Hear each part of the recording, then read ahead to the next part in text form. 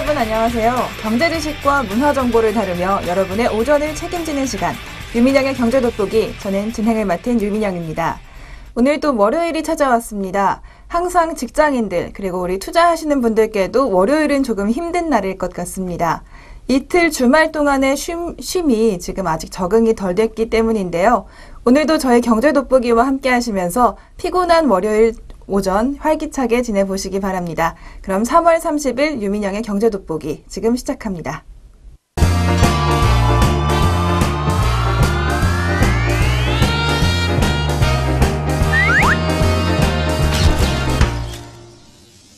첫 순서는 최신 경제 이슈를 빠르고 깊게 들여다보는 시간, 동향 돋보기 시간입니다.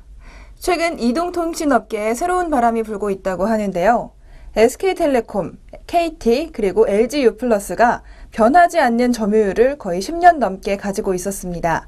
그런데 여기에 조금 변화가 생겼다고 합니다. 이 소식 오늘 동향 돋보기에서 자세히 알아보겠습니다. 이동통신 시장에서 1위 업체였던 SK텔레콤, 점유율이 항상 50%를 조금 넘었었는데요. 최근 50% 밑으로 점유율이 떨어졌습니다. 무려 13년 동안이나 지키던 50% 점유율이 드디어 무너진 것입니다. 지난 25일 미래부가 발표한 무선통신 서비스 통계 현황에 따르면 SK텔레콤의 가입자는 2,835만여 명으로 49.6%의 점유율을 기록했습니다.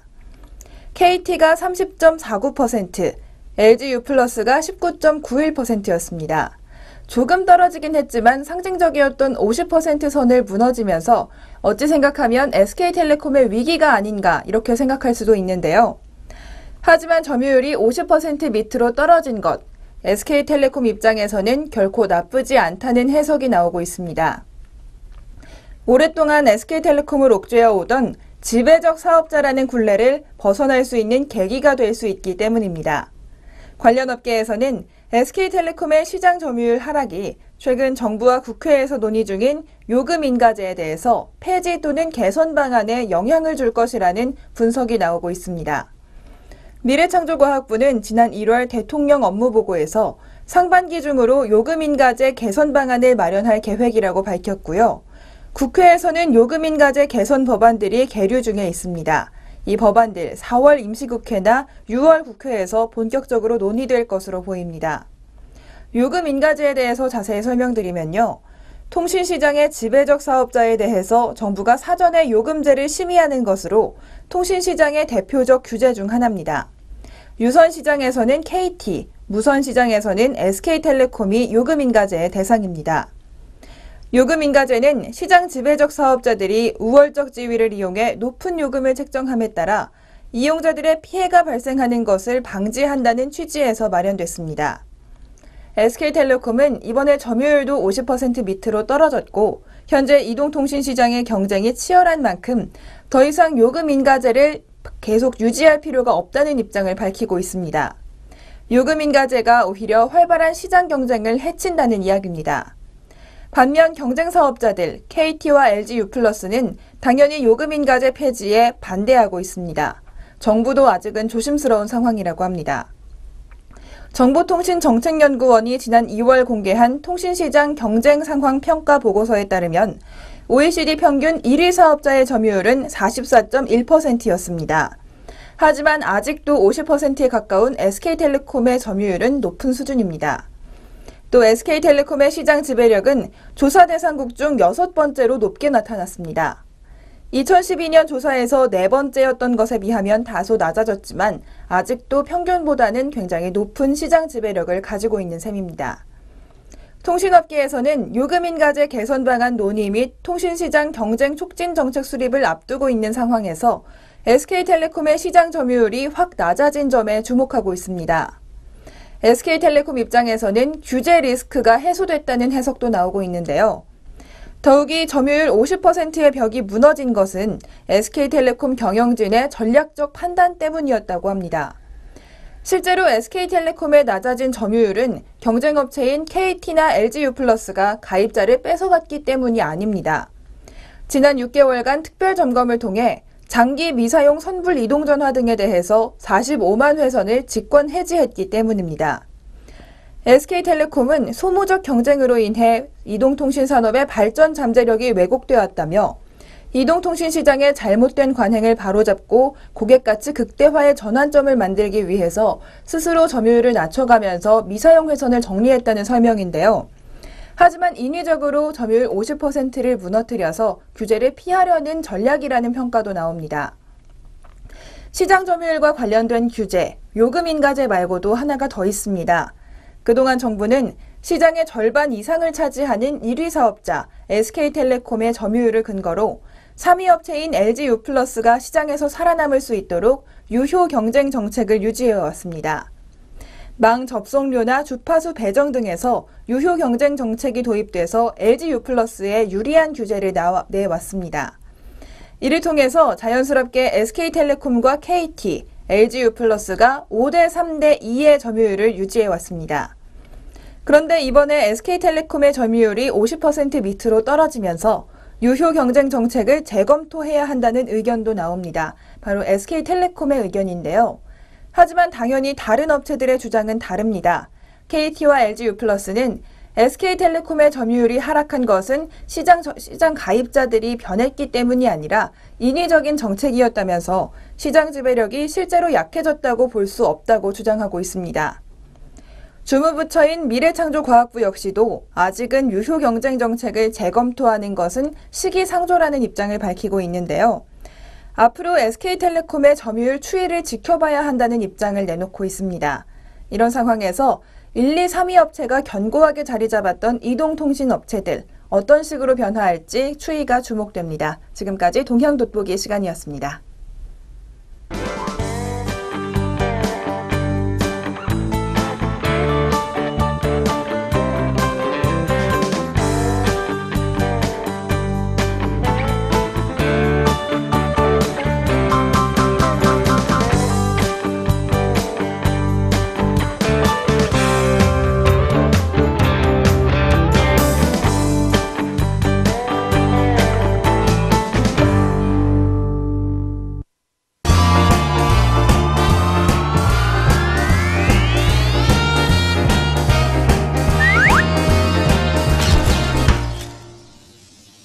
이번 순서는 아리송한 단어 확실하게 잡아가는 시간, 용어 돋보기 시간입니다. 요즘 공무원 연금 개정안을 두고 정치권의 논란이 계속되고 있는데요. 여당과 야당 그리고 공무원 단체가 각각 내놓은 안을 두고 다양한 논의가 펼쳐지고 있습니다. 그런데 이 개정안을 논의하는데 지급률, 기여율 등 다양한 용어들이 나오고 있죠. 과연 연금 제도가 어떻게 바뀌는 것인지 이 용어들을 잘 살펴봐야지 이해할 수 있을 것 같습니다. 오늘 용어 돋보기에서는 공무원 연금 개정안과 관련된 용어들 살펴보겠습니다. 먼저 새정치민주연합이 지난 25일 자체적으로 공무원 연금 개혁안을 내놨습니다. 신규, 재직 공무원을 구분하지 않고 연금 일부를 국민연금과 같은 방식으로 운용하자는 제안입니다. 처음에는 핵심 쟁점 그리고 또 용어인 기여율과 지급률을 구체적으로 밝히지 않아서 변죽을 울렸다는 평가를 받기도 했습니다. 그렇다면 이 기여율과 지급률 과연 어떤 용어인지 지금부터 구체적으로 살펴보겠습니다. 기여율이란 월급 중 미리 보험료로 떼는 비율을 말합니다. 월급을 100만 원을 받는다면 10만 원을 가져갔을 때 이 지급률이 10%가 되는 것인데요. 반면 지급률이란 조금 복잡합니다. 연금의 월 지급액을 결정하는 하나의 기준입니다. 연금은 각자의 재직기간 평균 월급여와 재직 연수에 따라서 각자 다른 연금액을 받게 됩니다. 개인별로 정해져 있는 이 변수에 지급률을 곱해서 한 달에 받는 연금액을 결정하게 됩니다.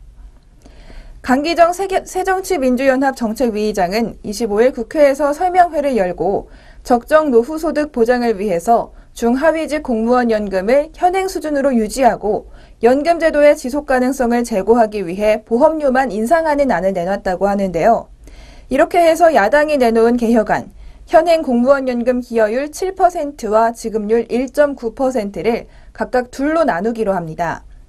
우선 국민연금 운용 방식과 동일하게 기여율 가운데 4.5%를 떼어내서 지급률 1%를 적용합니다. 나머지 기여율은 2.5% 플러스 알파, 지급률은 0.9% 마이너스 베타로 하자는 제안입니다. 이렇게 해서 두 부분의 기여율과 지급률을 합치면 각각 7% 플러스 알파가 기여율이 되고요. 지급률은 1.9% 마이너스 베타가 됩니다. 결국 새정치민주연합의 개혁안은 지금보다 기여율은 조금 높이고 지급률은 조금 줄이자는 안으로 볼 수가 있습니다. 이렇게 한다면 재정 절감 효과는 2080년까지 266조 원보다 높을 것으로 예상되고 있습니다. 반면 새누리당의 개혁안은 조금 더 나아갔습니다. 기여율을 10%까지 올리고 지급률은 1.25%만 하자고 제안한 상태입니다. 정부안은 여기서 지급률만 1.5%로 조금 더 주는 것으로 나오고 있습니다. 이렇게 여야의 입장, 정부안이 나온 가운데 공무원 노조는 여야 개혁안을 모두 수용할 수 없다며 강경투쟁을 예고하고 있었습니다. 하지만 내부적으로는 기여율을 현행 7%에서 8%까지는 양보할 수 있다는 입장인 것으로 전해지고 있습니다. 현행 제도에 따르면 월 평균 소득이 450만 원이고 30년 동안 재직한 공무원의 경우 현행으로는 31만 5천 원을 매달 내고 은퇴 후에는 256만 5천 원을 수령하게 됩니다. 이제 연금이 개혁된다면 어떻게 될지 추정해 보겠습니다. 정부안에 따르면 매달 45만 원을 내게 됩니다. 평소보다 10만 원 이상을 더 내게 되고요. 반면 은퇴 후에는 201만 8천 원 정도를 받게 됩니다. 반면 여당안에 따르면 같은 돈을 내고 나머지는 168만 1천 원으로 연금액은 더욱더 줄어들게 됩니다. 이렇게 새정치민주연합과 공무원 노조, 연금개혁 대타협기구 마감 시한을 이틀 남겨놓고 안을 내놨는데요. 이 연금안을 다 내놨지만 대타협기구는 결국 결렬돼서 지금 국회에 이 연금 개혁안이 상정된 상태입니다. 공적연금 강화를 위한 공동투쟁본부 관계자는 2009년 이후 벌써 개혁을 한번 했기 때문에 추가 개혁에는 반대하지만 대타협을 위해 어느 정도는 양보할 수 있다는 의미라며 이렇게 자신들의 개혁안을 내놓고 있습니다. 공투보는 27일 대타협기구 전체 회의에 앞서서 신규자, 재직자 구분 없이 모수 개혁의 틀을 적용하면서 기준소득 상한을 현재 1.8배에서 1.6배로 낮춰서 간접적인 소득 재분배 효과가 있도록 하는 안을 발표할 예정이었습니다. 공투본이 간접적인 소득 재분배 효과만 받아들이겠다는 입장과 달리 여야는 소득 재분배에 있어서는 공감대가 이뤄진 상태였는데요. 새정치연합 우윤근 원내대표는 기여율과 연금 지급률 등 구체적 수치를 명시하지 않은 것에 대해서 타협의 여지를 남겨두기 위한 것이지 우리 안을 고집하지 않기 위해서 말한 것이다 이렇게 주장하고 있습니다. 대타협을 위해서 최선을 다하겠다고 말했지만 이미 대타협의 시한은 지나간 상황입니다. 앞으로는 여야가 어떻게 합의해서 어떤 개혁안이 국회에서 마련될지 앞으로가 주목되는 상황입니다. 지금까지 용어 돋보기에서 공무원 연금 개혁안 관련 용어들 살펴봤습니다.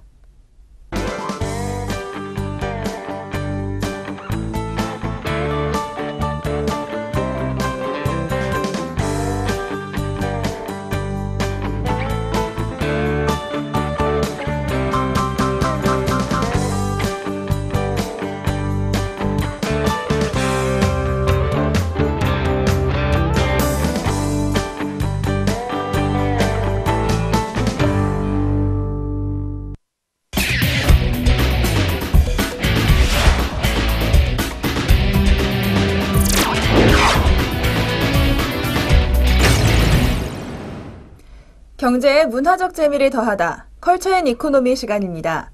오늘은 문화와 경제가 만나는 곳, 광고에 대해서 알아보는 월요일입니다. 오늘 컬처 앤 이코노미에서는 아웃도어 광고에 대해서 자세히 알아보겠습니다. 최근 아웃도어가 인기도 많고요. 참 광고도 많이 하고 있습니다. 그런데 최근의 광고를 보면 제품 특징이나 브랜드의 장점을 설명하는 내용은 찾아보기가 어렵습니다. 오로지 계곡 속을 걸어나가는 모습을 현실감 있게 담아낸 광고들이 많고요. 또 광고 모델의 멋있는 모습을 표현하거나 단순한 제품 소개에서 벗어나 이색적인 광고들이 많이 나오고 있다고 합니다. 먼저 시간대나 요일별로 다른 영상을 공개하는 이른바 타임 마케팅을 펼치거나 광고 모델이 소비자들과 직접적으로 대화하는 듯한 느낌을 주는 광고들이 대표적입니다. 대부분 아웃도어 업체들이 스타 모델을 쓰는 치열한 경쟁 속에서 색다른 시도를 통해 소비자들의 눈길을 끌려고 하고 있습니다. 아웃도어 시장에 경쟁이 많아져서 또 위기가 왔는데요. 이 위기들을 극복하고자 하는 노력으로 보입니다. 먼저 네파의 광고 소개해드리겠습니다. 네파는 아웃도어 업계에서는 최초로 타임 마케팅 기법을 도입한 Move Now라는 광고 캠페인을 개최 중입니다. 오전 9시에 방영되는 광고에서는 비 오는 숲길 편이 나오고요. 오후 2시에는 바위산 편, 오후 5시에는 계곡 트레킹 편 등 시간대별로 상황에 맞는 아웃도어 활동 모습을 담은 광고를 보여줍니다. 지금 당장 아웃도어로 나가 자연을 즐기라는 메시지를 시간대별로 전달하고 있습니다. 네파는 영상에 생동감을 더하기 위해서 기존 아웃도어 브랜드에서는 잘 사용하지 않았던 1인칭 시점의 핸드헬드, 바로 사람이 카메라를 직접 들고 배우를 따라가는 카메라 기법으로 광고를 촬영했습니다. 현실감 있는 카메라의 움직임과 중간중간 따라오라는 손짓이나 손을 잡아주는 모습 등으로 인해서 마치 자연 속에서 광고 모델과 함께 아웃도어 활동을 즐기는 듯한 착각을 불러일으키는 것이 착각 특징입니다. 1인칭 시점 촬영 기법은 화면이 흔들리거나 거칠게 보이는 점 때문에 제품과 광고 모델의 멋진 모습을 보여주려는 영상에는 잘 사용하지 않지만 직접 아웃도어에 나가서 활동하고 있는 듯한 느낌을 주기 때문에 몰입도와 공감도를 높이고 있다는 평가입니다. 이렇게 네파 광고 소개해드렸는데요. 다음은 빈폴 아웃도어의 소식입니다. 빈폴 아웃도어는 어반 아웃도어 브랜드 이미지를 소비자들에게 전달하기 위해서 매일 새로운 형태의 광고를 선보이고 있습니다. 일상 탈출을 컨셉으로 정해서 오늘을 사는 당신에게 바람이라는 키 메시지를 중심으로 매회 일상 탈출을 위한 팁을 하나씩 소개하고 있습니다. 월요일의 바람은 느슨해진 마음까지 바짝 조여매고 가볍게 출발하기 바람이라는 뜻이고요. 화요일의 바람은 앞에 높은 오르막길쯤이야 가볍게 넘어가길 바람과 같은 형태입니다. 빈폴 아웃도어의 광고는 총 20편의 에피소드를 매일 바꿔가며 공개한다는 점에서 광고의 신선함을 더하고 더 집중하도록 유도하는 측면이 있습니다. 빈폴 아웃도어는 광고 속 김수현의 일상 탈출 스토리를 토대로 도시형 아웃도어의 개념을 재정립하고 일상을 살아가는 도시인이 공감하는 라이프 스타일에 대한 의식 캠페인을 전개할 예정입니다. 다음으로는 K2와 아이더의 광고입니다. K2와 아이더는 제품 기능을 차별화된 방법으로 전달하고 있습니다. 단순히 제품의 이미지를 강조하거나 걷고 뛰는 모습만 강조하던 기존 아웃도어 광고와는 달리 광고 모델들이 화면 밖의 소비자들과 직접 대화하는 듯한 모습을 연출했습니다. K2, 숨쉬는 워킹화, 플라이워크 옵티멀 브리드 광고 영상은 배우 현빈이 등장해서 오래 걸었는데도 발이 뽀송뽀송한 게 땀이 하나도 안 차는데요. 바닥이 뚫렸는데 아직도 안 젖었네. 하루 종일 걷겠다 등 광고를 보는 시청자들에게 직접 소감을 이야기하듯 제품의 기능을 전달합니다. 아이더의 새로운 광고 디펜더 재킷 편도 광고 모델 이민호가 소비자들과 직접 대화하는 것처럼 제작된 영상입니다. 이민호가 비와 바람 등 다양한 날씨 조건을 경험하며 느낀 디펜더 재킷의 컨셉과 기능을 재치 있는 멘트와 표정 연기로 전달하고 있습니다. 이렇게 아웃도어 시장 참 경쟁도 심해졌고 소비자들의 관심도 많아졌는데요. 이런 상황에서 광고들이 한층 더 진화하고 있습니다. 지금까지 컬처 앤 이코노미에서 요즘 뜨는 아웃도어 광고들 살펴봤습니다.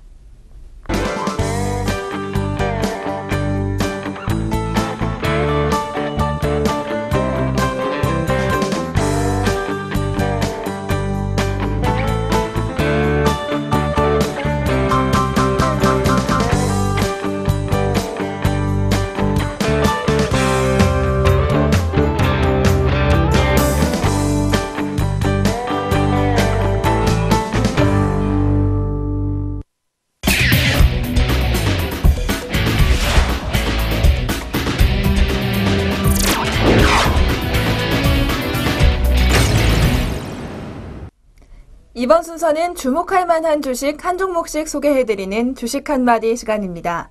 오늘은 인터로조에 대해서 자세히 알아보겠습니다. 인터로조는 콘택트 렌즈 제조 판매 전문 의료기기 기업입니다.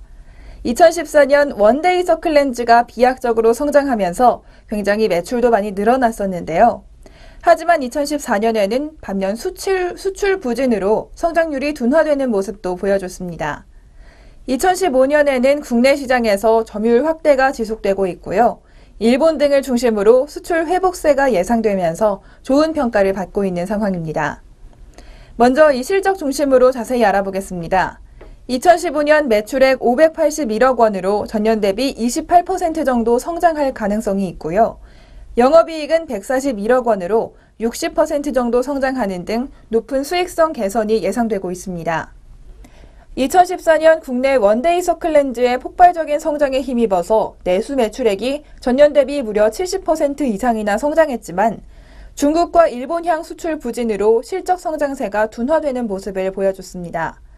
수출액은 261억 원으로 전년 대비 9% 정도 감소하는 모습이었습니다.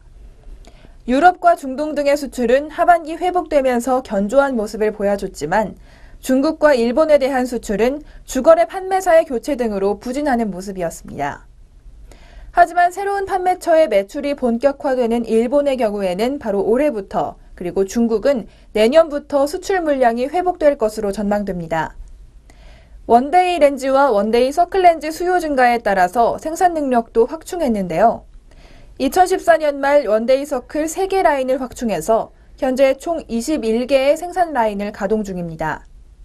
2015년 상반기에는 4개, 하반기에는 2개를 더 확대할 예정인데요. 이렇게 해서 연말까지 총 27개 라인으로 생산 능력을 확대할 예정입니다.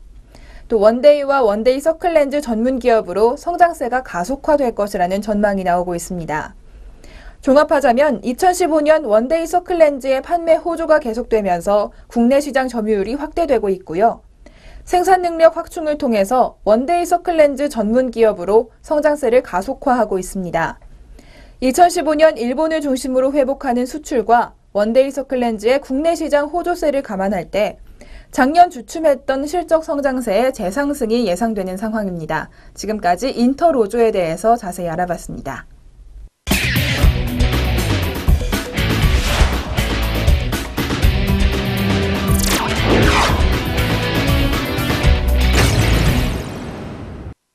경제적으로 사느라 지친 삶 가운데 쉼표가 되는 시간, 3분 문학 충전 시간입니다. 오늘도 시 한 편 준비했는데요. 바로 이혜인 수녀의 행복을 향해 가는 문이라는 시입니다.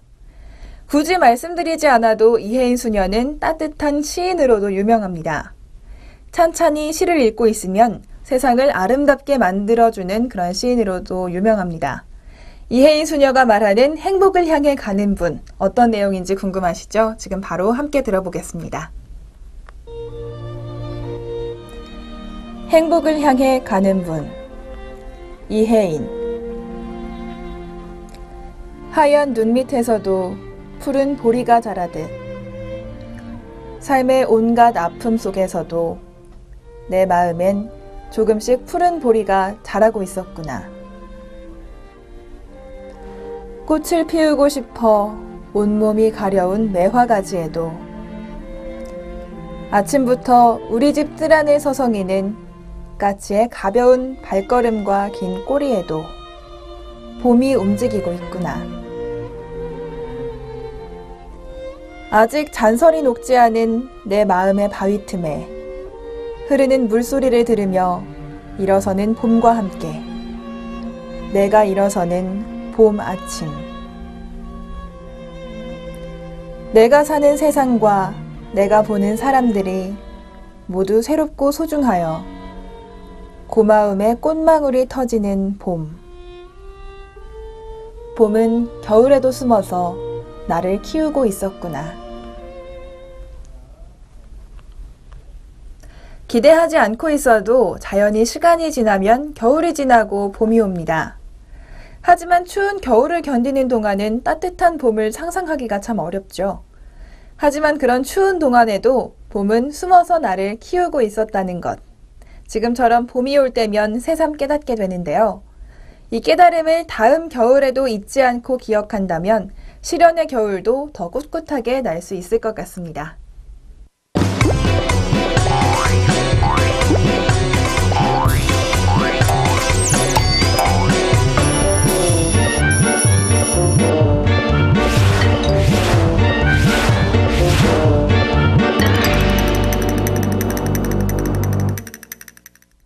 이번 주는 3월의 마지막 주이자 4월의 첫째 주이기도 합니다. 한 달을 끝내고 또 시작하는 주라 몸과 마음이 참 바쁘실 것 같습니다. 3월의 마무리 잘 하시고 또 다가오는 4월도 힘차게 맞으시기 바랍니다. 유민영의 경제 돋보기 오늘 여기서 마무리하고요. 내일 이 시간에 다시 찾아뵙도록 하겠습니다. 시청해주신 여러분 고맙습니다.